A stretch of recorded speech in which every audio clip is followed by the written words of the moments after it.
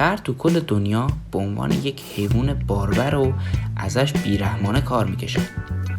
خرها از اسبها بیشتر عمر میکنن. اگه یک خر رو تو حالت عادی بدون کار و خیلی خوب نگهداری کنی تا 50 سال عمر میکنه.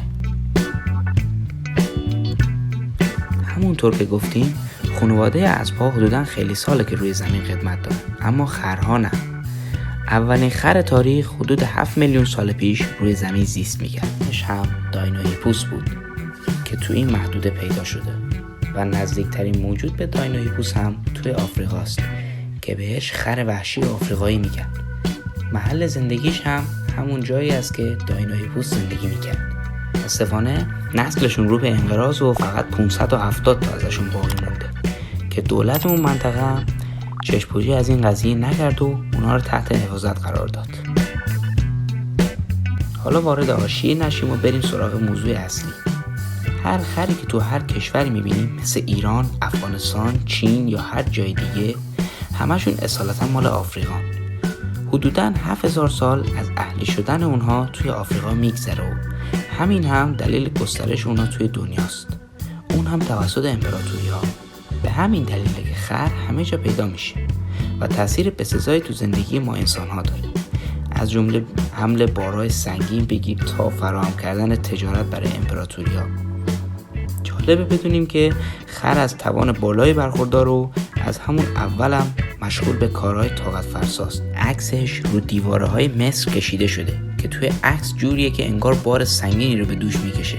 زمان قدیم فهمیدن که اگه خر نر با اسب ماده جفتگیری کنه یک حیوان قوی تر از این دوتا به دنیا میاد که بهش میگن قاطر یا میول. جالبه بدونید که قاطر مادرزادی عقیمه، اما به صورت نادر یک حیوانی به دنیا میاد که بهش میگن نریان یا به انگلیسی استالیون. نریان یک اسبیه که خیلی پرقدرته، نه تنها عقیم نیست بلکه بیشترین تستوسترون هم روی بدنش داره. نریان ها ماده هم دارن که بهشون میگن یابو یا هینی که مثل قاطر عقیمه. کشش ندیم و حاشیه نریم و برگردیم سراغ خر. جمعیت کل خرهای دنیا 41 میلیون رسه که بیشترشون تو کشورهای جهان سومی هست. بیشترینشون از شرق چین هست تا پاکستان، اتیوپی و مکزیک. تو همین ایران خودمون هم هست، اما تعدادش کمتر از اون کشورهاست. خر تو کل دنیا به عنوان یک حیوان باربر و ازش بیرحمانه کار میکشن. خرها از اسبها بیشتر عمر میکنن. جای تعجبه. ولی اگه یک خر تو حالت عادی بدون کار نگهداری بشه تا 50 سال عمر میکنه. ولی اسب با همین شرایط نهایت تا 30 سال عمر کنه. دوران بارداری الاغ‌ها بین 11 تا 14 ماه که فقط هم یک بچه میزاد. 1 در میلیون اتفاق میفته که 2 قلو بزاد. تا اینجا که خر رو شناختیم. حالا به نظر شما فقط به درد بار کشیدن میخوره خر یا کارهای دیگه؟ نه، کارهای دیگه هم داشته، اونم توی تگزاس آمریکا. کشاورزهای تگزاسی چند سال پیش متوجه شدن که کلی از گاو و گوسفندهاشون به خاطر حملات گرگ و روباه و کایوت‌ها کشته میشه. اونا روش‌های زیادی رو به کار بردن تا این حیوانات رو رام کنن، از جمله سگ نگهبان بگیر تا آجیر و دام و غیره. ولی بعدها متوجه شدن که راه حل جلوی چشمشونه. بله، خر از سگ و گرگ و روباه و غیره متنفره، کلاً از خانواده سکسانا، و اگر اینا بخوان وارد محدودش بشن اونا رو دنبال میکنه و سعی میکنه به اونا آسیب برسونه.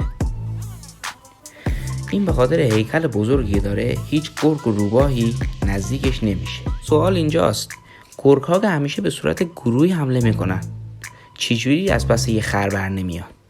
کشاورزا فکر اونجاش هم کردن. به خاطر اینکه گرگ ها به صورت حمله گروه میکنن چند تا خر رو توی یک محوطه ول میکنن که بهشون هیچ آسیبی وارد نشه و گرگ‌ها نتونن یه خر از پا در بیارن. خرها از لحاظ صرفه‌جویی و هزینه هم خیلی برای کشاورزها سود دارن. به جای تله و دام و سگ میره خر میخره که توی تگزاس بین 500 تا 800 دلار خرید و فروش میشه. نگهداریشون هم خیلی راحت تره. عمرشون هم طولانی تره، غذاش هم علف زیر پاشه، کودش هم خاصیت داره. خلاصه خر رو به اندازه کافی شناختیم و فهمیدیم فقط به درد بار کشیدن نمیخوره، ویژگی های دیگه ای هم داره. مرسی که تا انتهای این ویدیو همراه من بودید. اگه از ویدیو خوشتون اومد ویدیو رو لایک کنید.